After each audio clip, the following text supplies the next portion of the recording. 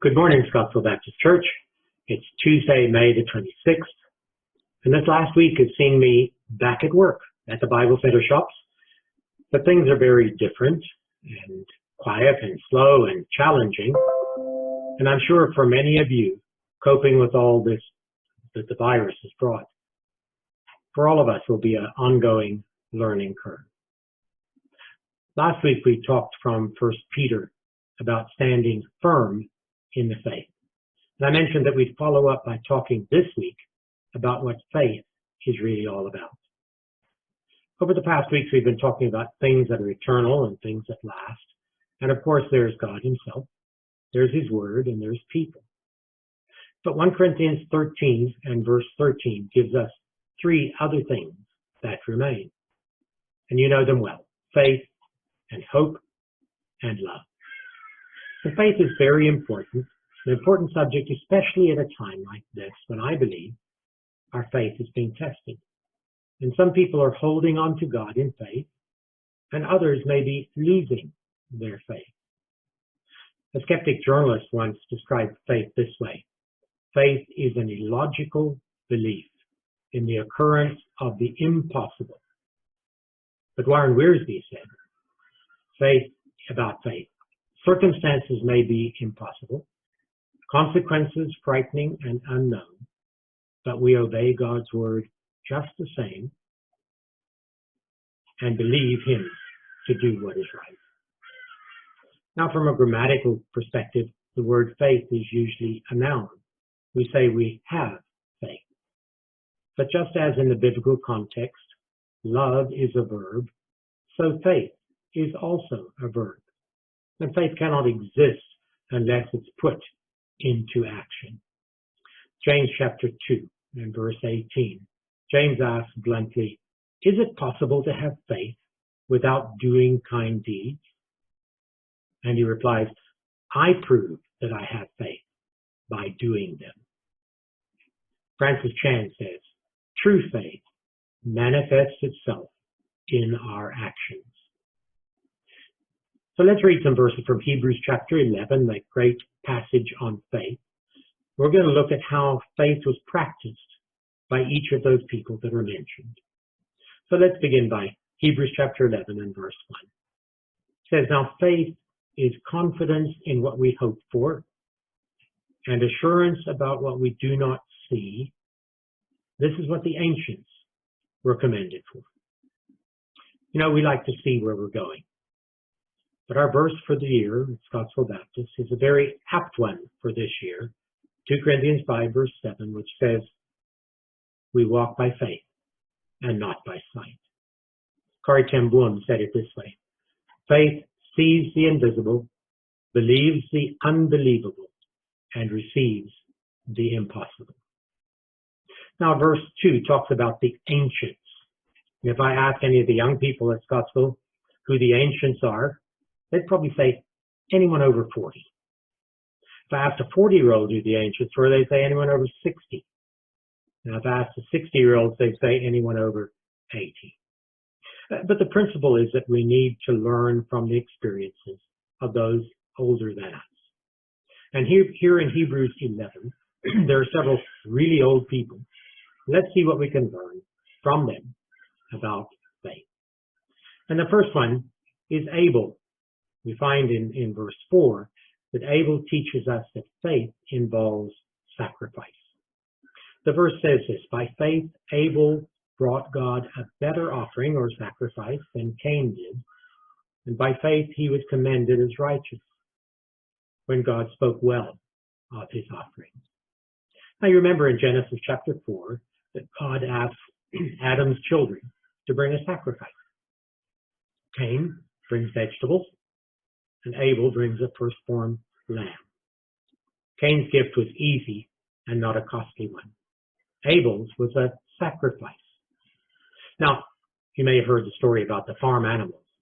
And the farmer was having a birthday, and he treated the animals well, and they thought, let's celebrate. Let's make him a great breakfast. And so the chicken said, great, I'll donate some eggs. And the cow said, I'll bring the milk. And then they turned to the pig and asked, how about the bacon? He replied, well, yours are nice gifts, but mine involves real sacrifice. In 2 Samuel chapter 24, verse 24, David said about sacrificing, I will not sacrifice to the Lord my burnt offerings that cost me nothing. If we claim to have faith, it will involve sacrifice of ourselves, of our time, and of our resources. The next character in Hebrews 11 is Enoch, and Enoch teaches us that faith is a relationship. Verse 5 says, by faith, Enoch was taken from this life so that he did not experience death. He was commended as one who pleased God, and without faith, it is impossible to please God. Now, in Genesis 5 and verse 18, says Enoch lived 365 years and walked with God. Wasn't he an ancient? Walking in close fellowship with God. And then one day he disappeared because God took him. I heard a story or a description of God's relationship with Enoch, and it went this way. One day, God and Enoch went for a walk, and they were so enjoying each other that the day together, when the evening came upon them quickly. God said to Enoch, it's late, and we're a lot closer to my home than yours, so why not come home and stay with me? What a relationship. We can't claim to have faith if we do not have a relationship with God. The stronger the relationship, the stronger the faith. 2 Corinthians 13 and verse 5 says that we should examine ourselves to see whether we are in the faith. We need to test ourselves. The question is, do we have a relationship with God? And how close is that relationship? The third character from Hebrews chapter 11 is that of Noah. And Noah teaches us that faith stands out from the crowd. It says in verse 7, by faith, Noah, when warned about things not yet seen, and remember that faith is always about things that are not seen, in holy fear he built an ark to save his family. You know, talk about peer pressure. Noah, it seems, was the only one on earth at that time who was following and worshiping God.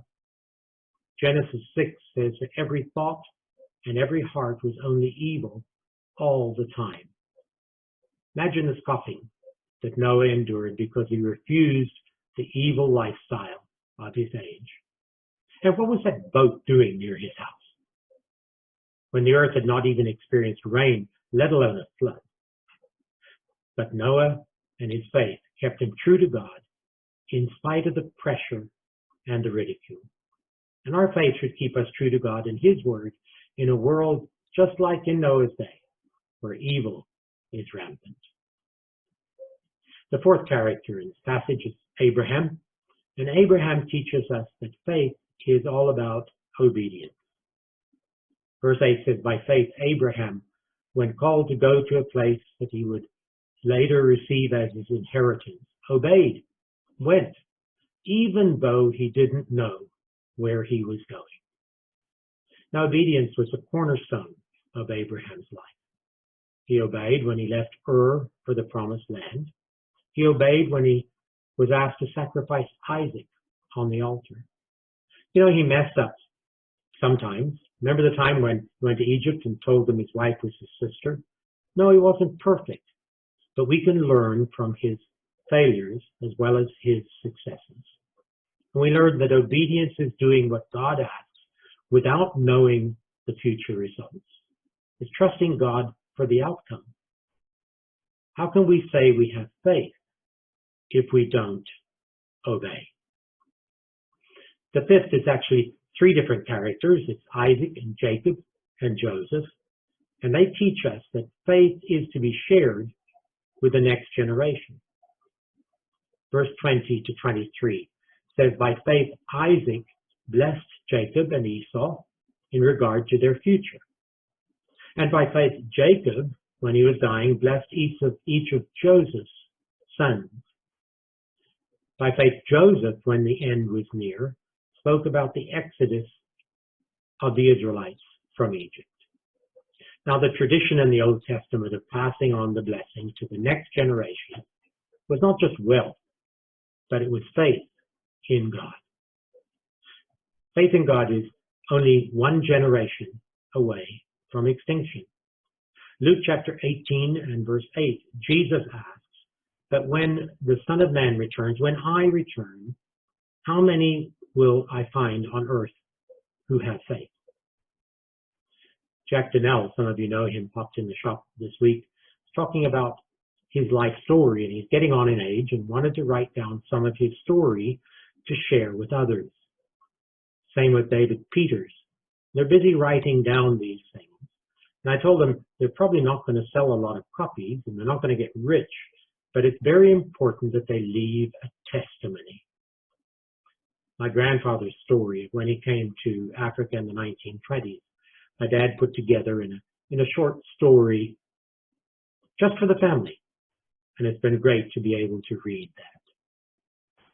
You know, you have an opportunity to share with Scottsville Baptist a testimony, and a lot of you have been doing it. Thank you for doing that. Some of you can still be doing that over the next few weeks. But remember your children. Remember your grandchildren. Why not write something down? Maybe even put it with your will for your family to read when you're gone. Of course, today you need to share your faith and live your faith for your family. Now, verse 24 to 29 talk about Moses and his faith. And God willing, next week we'll talk about Moses. But let's go to the last person I wanted to look at this morning, and that's in verse 31, where it talks about Rahab. And Rahab teaches us that faith is a risky business. Verse 31 says, by faith the prostitute Rahab, because she welcomed the spies, was not killed with those who were disobedient. Now in Joshua chapter 2, a heathen prostitute woman in Jericho hid the two spies, and because of her faith in action, she was saved. The king's men banged on her door, asked her to turn them in, and she could have been killed there and then. But her faith helped her to take the risk, and God rewarded her for it. Faith is not the easy path, the wide road. It's the narrow and the difficult road. The decisions are not easy, and the cost can be high, but the reward of faith is worth it. Right through the Bible, people of faith have taken a risk in trusting God. Remember Peter, who jumps out and walks on the water, taking that risk in Matthew chapter 14. Faith takes the risk. Now in Romans chapter 1 and verse 17, Paul quotes from Habakkuk 2 verse 4, and he says quite simply, the righteous will live by faith. This is a time when faith of those who claim to be followers of Jesus is being tested.